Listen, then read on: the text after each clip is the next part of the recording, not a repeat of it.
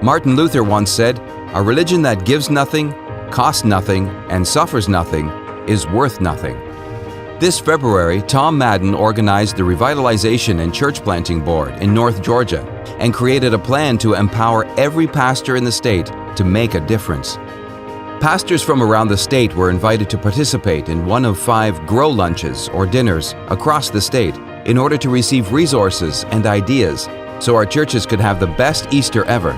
With over 100 in attendance at these meetings, a majority of these pastors agreed to try something different this Easter for the sake of Christ and the unchurched in our communities. I mean, we had a pretty phenomenal Easter this year, and I just want to tell you a little bit about it. It started for us at our Grow Lunch, where we received the timeline leading up to Easter. So it's a 12-week timeline to help us prep for Easter weekend. We had always made Easter a big deal. It had always been a big weekend for us. But we decided that we wanted to just take that timeline and leverage that weekend for something special for our church. So we put more effort and more energy into Easter this year than we had ever done before. As a pastor of a church smaller than 50 on most Sundays, I desperately wanted to reach people in our community through our church. We had done a lot leading up to Easter, but weren't quite exactly sure how to move forward. As a pastor, I'm always looking for new and fresh ideas to use in leading my church in ways to reach as many people as I can. The Grow Lunches that we had around the state was to me one of those places to learn about ideas and strategies to implement in our Easter strategy planning sessions. So we were trying to decide what our goal should be for this Easter. We were in staff meeting, and I really wanted to say, I think we should shoot for 1,200. Last year we had just under 1,100. This year, man, maybe we can get as many as 1,200 people to show up on Easter. And that would be, just under double of what our normal attendance is. And one of our staff members really kind of pushed it and kind of played the faith card on us and said, we need to believe God for bigger than that. And, we need to believe for 1,500 people on Easter. And my immediate reaction was like, oh man, that's a really big goal. And to go public with that, I'd rather have an easy win than something that's really lofty. But I bid on it and I said, let's make it 1,500. Let's shoot for 1,500 on Easter. After our lunch and learns, we came back and had some time to meet as a church. We met with our groups and decided that we would make this the greatest attempt to reach out at Easter. The ideas and takeaways from the Grow event, like the invite cards, we used those invite cards, passed them around to our congregation. They took them out to restaurants and gave them out to waiters and waitresses. They gave them to family and friends. They gave them out to the people they worked with. We even took them out, and when we were out getting a meal through the drive-thru, we would just pay it forward and buy the person behind us their meal and ask the lady or the young man to give the invite card to the person we paid the meal for.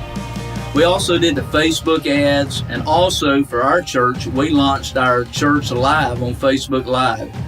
Now I needed that nudge from the Grow Lunching event to remind me of something I'd been thinking about with the Facebook Live, to go ahead and make that step and let's get it done.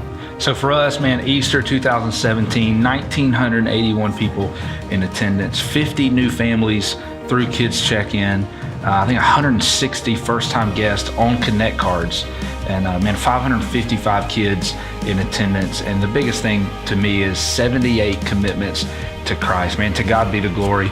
We're just really thankful for what God did here on Easter, and really thankful for the Grow Lunches and the timeline that we were able to give out as well. Man, we're really thankful for what God did. This year, Oakdale had its best Easter ever.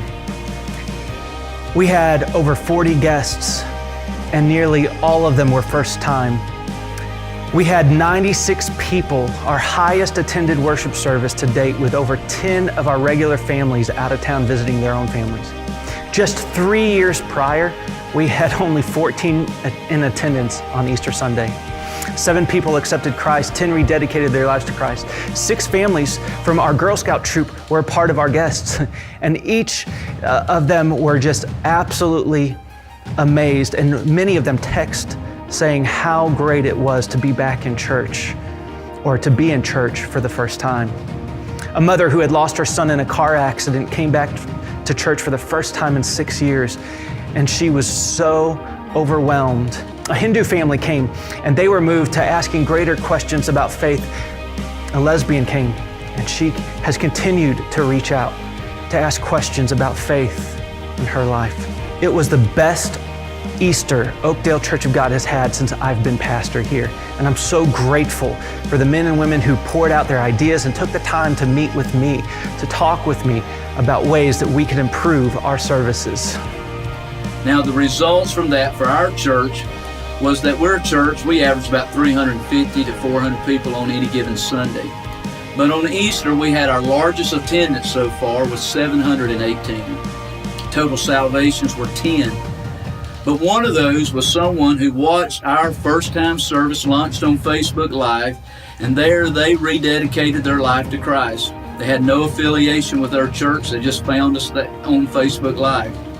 Now, to me, it doesn't matter what size your church is or what style your church is, but we can all benefit from an event like Grow. We have some of the best pastors and leadership here in North Georgia. So I encourage you to participate in an event like Grow or Elevate Conference. Let's go and grow together. Let's expand and advance the kingdom of God. Let's grow our churches. I truly believe that we are better when we are together. This week we will be having another opportunity to learn from each other. Join us Friday at 2 p.m. as we host a discussion panel covering seasonal ministry ideas, sermon resources, evangelism ideas, and finance. We're not here to tell you what to do, but want to give ministers a place where we can all share ideas for churches of every size.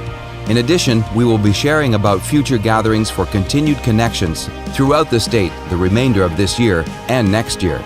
We agree that your church and community is worth it. So join us for a time of discussion that is sure to sharpen our ministries.